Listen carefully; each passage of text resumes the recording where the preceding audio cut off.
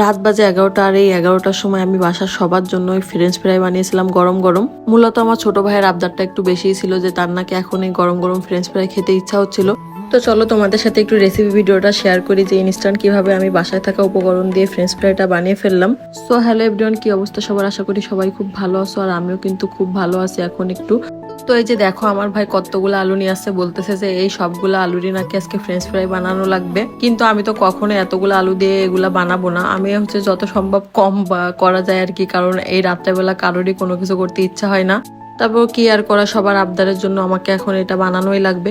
তো দেখেন আলুগুলাকে আমি বটি দিয়ে সুন্দর করে শেপ দিয়ে নিচ্ছিলাম, মানে যে শেপের হয় আর কি। এরকম করে ফালি ফালি করে সবগুলো আলুই আমি কেটে কেটে নিচ্ছিলাম। আলুগুলা কাটার পর দেখতে কিন্তু খুব সুন্দর লাগে, আর এটা ভাজি করার পর দেখতে আরো বেশি ভালো লাগে। সরি, এটা তো ভাজি বলা যাবে না, এখন আমাকে ইংলিশে বলতে হবে যে ফ্রাই। ফ্রাই করার পর দেখতে আরো বেশি ভালো লাগে। তো আলুটাকে কেটে নেওয়ার পর আমি এটাকে সুন্দর করে 2-3 বার ধুয়ে নিয়েছিলাম। নেওয়ার পরে এটাকে এখন হালকা একটু ভাপিয়ে নিব। ভাপিয়ে নেওয়ার জন্য পানির ভিতর আমি একটু পরিমাণে লেবুর রস আর একটু লবণ দিয়ে তারপরে আলুটাকে একটুখানি সেদ্ধ করে নিব। যদি লেবুর রস না থাকে তাহলে ভিনেগার দেওয়া যাবে, আর ভিনেগার না থাকলে লেবুর রস যে কোনো একটা দিলেই হবে। তো তারপরে আমি এই যে আলুটাকে দিয়ে দিলাম। এখন আলুটাকে সুন্দর করে কিছুক্ষণ আমি ভাপিয়ে নিব। একদম কিন্তু বেশি ভাপানো যাবে না, তাহলে কিন্তু আলুগুলা ভেঙে যাবে, এগুলো আর ফ্রাই করা যাবে না।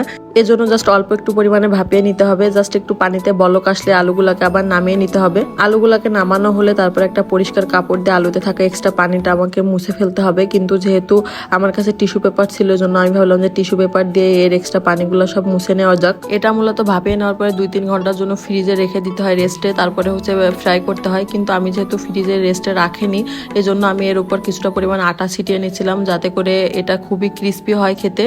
এটা ফ্রাই করার পর এর উপর যেহেতু একটু চিলি ফ্লেক্স ছড়িয়ে দিলে খেতে বেশি ভালো লাগে। বাসায় যেহেতু আস্ত শুকনা মরিচ ছিল না, এজন্য আমি একটু গুঁড়া শুকনা মরিচ নিয়ে এটাকে একটু শুকনা কড়াইতে টেলে নিচ্ছিলাম। তারপরে যে একে একে আমি আটা মাখানো আলুগুলা দিয়ে সবগুলো একে একে ফ্রাই করে নিচ্ছিলাম। আর এগুলো একদম লো আঁচে ফ্রাই করতে হবে, মানে লো মিডিয়াম আঁচ।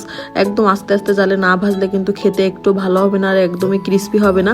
তো আমি একদম লো মিডিয়াম আঁচে এগুলো ফ্রাই করে নিয়েছিলাম। দেখেন ফ্রাই করার পরে কালারটা দেখতে কত সুন্দর আসছে, মানে একদম আমার মনের মতো কালার আসছিল, যেরকম আমি চেয়েছিলাম আর কি। তো খুবই ভালো হয়েছিল, খেতেও কিন্তু খুব মজা লাগছিল আমার কাছে। আমাদের বাসার সবাই কিন্তু রিভিউটা খুব ভালোই দিছে। তো তারপরে এই যে আমার বানানো যে চিলি ফ্লেক্সটা, সেটা এর উপর একটু ছড়িয়ে নিয়ে তারপরে সুন্দর করে হাত দিয়ে মাখিয়ে নিচ্ছিলাম। এখন এটা জাস্ট সস দিয়ে খেতে অনেক বেশি মজা লাগবে। তো বাসায় সসও ছিল, আর আমি সসটাকেও একটু পরিবেশন করে নিচ্ছিলাম। আর এটাই ছিল হচ্ছে আমার ফ্রেঞ্চ ফ্রাইয়ের ফাইনাল লুক।